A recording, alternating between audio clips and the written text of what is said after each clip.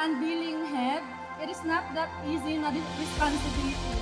Pero, having a boss na ni salig o ni believe sa imuha, ang trabaho dali na lang. Dili bugat. And thank you so much for that, bossing.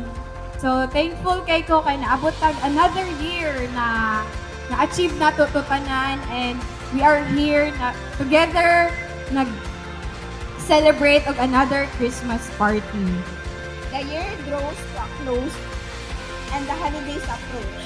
We can't help but think back on the fantastic work that everyone has done. Notwithstanding the challenges of the year, you have all demonstrated extraordinary zeal, commitment, and passion.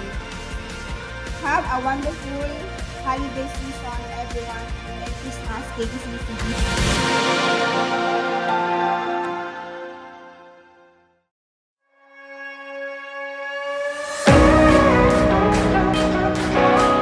Sa panahon po ng Kapaskuhan, huwag natin kalimutan.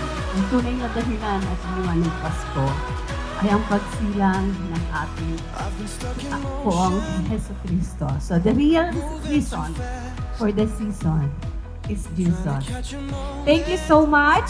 So, we've been through a lot, tough deadlines and moments when we thought we couldn't push any further. But here we are, stronger than ever, and we've shared not just work, but laughter, stories, and sometimes even tears. I'm coming home tonight. Meet me in the valley where the kids collide into the morning. Oh my God, my town is coming alive. I'm coming home tonight. I know you're ready for the sparks to fly into the morning. Oh my God, my town is coming alive. 'Cause I'm coming home to.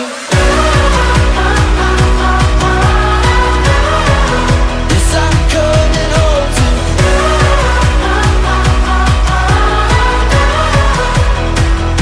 Don't wanna spend my whole life catching my breath.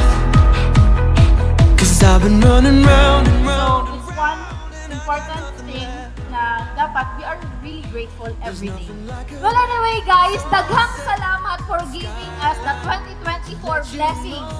Hopefully, 2025, mag-meet pa ta, daghang patahimuon. Then, another successful year sa ato. I'm coming home tonight. Meet me in the valley where the kids collide into the. 2024, sabi ko sa sarili ko, this is my year. Because year of the dragon. Diba? Yeah, this is my year. Lots of problem. Lots of everything. Lots of struggle.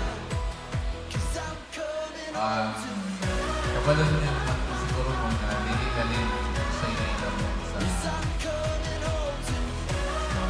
personal life. Siguro, 1 in a million. Everything, it was not designed for everybody. Kumbaga, kung ihatak sa inyo ang naging problema ko, hindi siguro niyo kaya, especially sa mga lalaki. It's hard, but I have to stand. I have to stand, I have to be strong.